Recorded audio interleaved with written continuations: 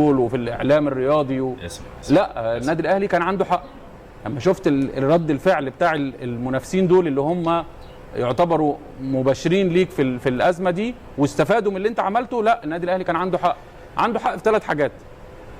اول حاجه، انت كان في نغمه موجوده في مصر ان النادي الاهلي ده نادي الدوله.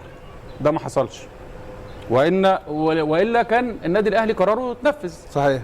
فالنادي الاهلي مش نادي الدوله باعتراف صريح دلوقتي. النقطه الثانيه، ليه انت تعمل في النادي الاهلي كده؟ ليه تعمل في النادي الاهلي؟ عايز توقع النادي الاهلي ليه؟ عايز تدخل النادي الاهلي في مشكله ليه؟ النادي الاهلي مشرف مصر ومشرف افريقيا، بيلعب في البطولات العالميه كلها، وصل مصر للمرحله مفيش نادي تاني. اجتهد انت واسعى ان انت تبقى زي النادي الاهلي. اسعى واجتهد واثبت نفسك واثبت وجودك واوصل للبطولات، مش توقع الناجح. ناجح عايز توقعه علشان ما يبقاش لا في ذكرى ولا في قيمة لمنتخب مصر ولا لمصر.